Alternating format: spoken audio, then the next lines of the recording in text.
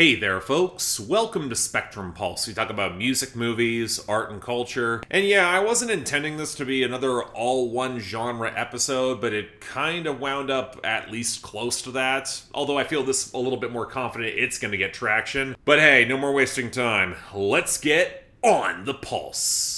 Before we go any further, if you would like to like and subscribe, I would be extremely grateful. Hell, share it around if you can. Although, if a major social media site is not available for sharing, it's going to be all the more tricky to get some of this out there, so I would appreciate any additional diversions towards more traffic that you could provide. I'm, again, really grateful, especially for some of these episodes that should get more traction than they do. But now onto the matter at hand. There are technically 9 projects on the docket here.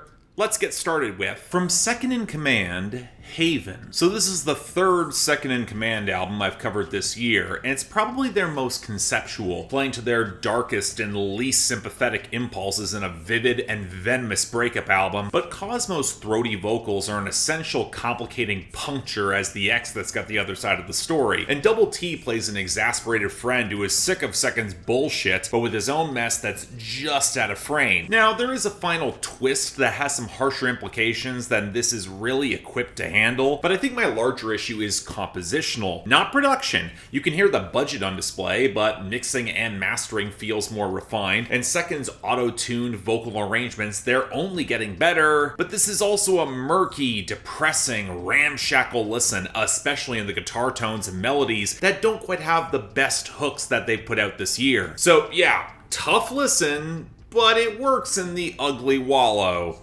Mostly. From Marlowe, Marlowe 3. By now, you should all be familiar with L'Orange and Solemn Brigham's collaborative affair. How L'Orange's flavorful, sample-heavy boom-bap grooves provide such a unique palette for Solemn Brigham's playful, melodic, tumbling wordplay. And Brigham's double-time and sharper, sober focus leads to a lot of potent, if jaded, commentary on being a touring rapper and some growing disillusionment with an industry full of fakes and exploitation. As such, it is their darkest and least flamboyant, albeit with some terrific flows, but it feels less wildly entertaining, with L'Orange's samples bringing in some stiffer horns and rougher percussion, a modern step that feels kind of shaky. Again, it feels like a lateral move, with L'Orange's production feeling increasingly subdued. And while it's a great formula that's businesslike, very solid, very replayable, it feels like a premature ceiling. I don't know, I think Marlowe could use just one more zany spark.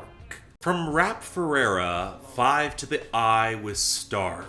I think R.A.P. Ferreira is onto something with these short, organic, jazz-inflected albums. His second in 2021 only grew on me late that year, and this streamlines his shambling but increasingly melodic textures even further, barely clocking 23 minutes. And while I could say it got a little simpler, very short compositions where the lyrical bruising is playful, with more confidence than arrogance, in case I get called out again. But there are some details I appreciate, like the poetry of reclaiming collective narratives and finding peace in oneself, leaving old grievances behind even in an occupation that sees his peers dying, or around toxic masculinity and stoicism in a world that's built to grind them down and exploit. It might be better to sidestep, or that little sly Arrested Development reference. Yes, I wish it was longer, or got a little more conceptual, but truth be told, it doesn't need to.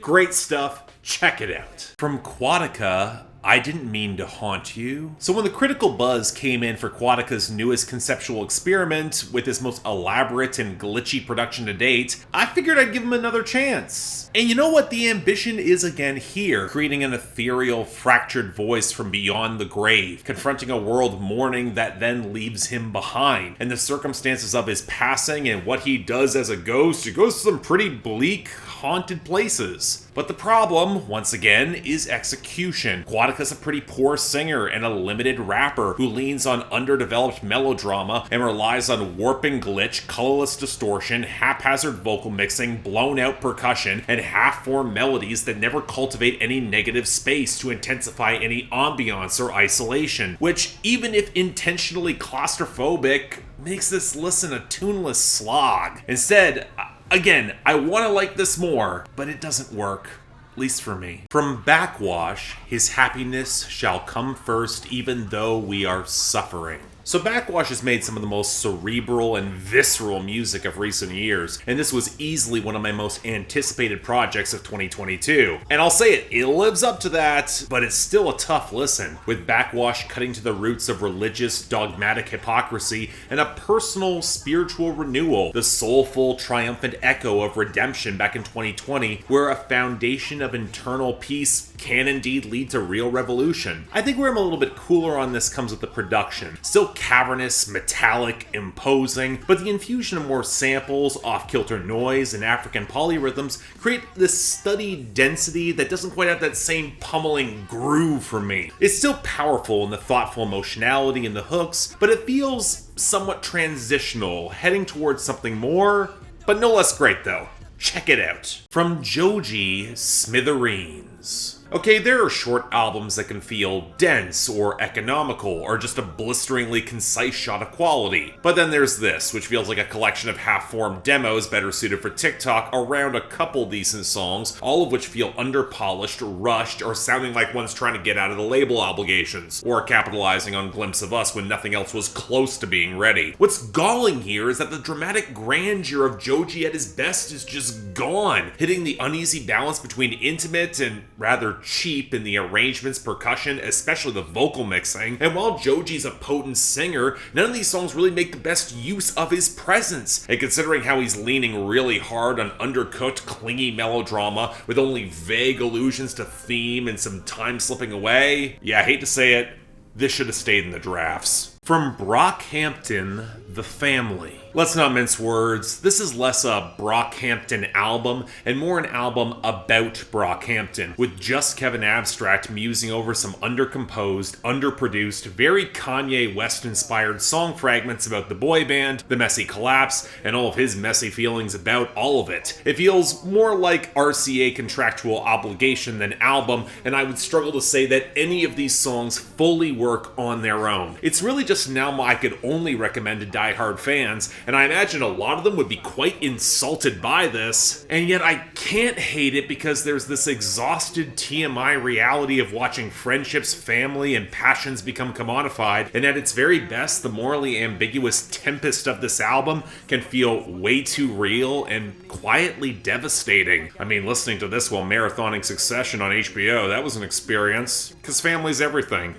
Right. From Brockhampton, TM. So I guess this is the proper Brockhampton finale, given that the whole band is here. But man, these are some underpowered leftover filler songs that wouldn't fit among any of their best. They're packaged like this because they want to get out of the RCA deal. The fragmented, lethargic, synth-heavy production with haphazard mixing and mastering, it could have worked if the tunes or hooks clicked. Merlin's at least trying to bring some energy, or if there was any lyrical flair to the stale bragging outside of some of Dom's more conscious bars, or get around the feeling that a boy band once on the cutting edge wasn't getting left behind. Yeah, there are some melancholic cuts that kind of work even without Bareface taking center stage. Better Things, Crucify Me, Always Something, Goodbye. But there's this lingering emptiness where you can tell pretty much everyone was checked out. In other words, this is the worst thing that Brockhampton can be.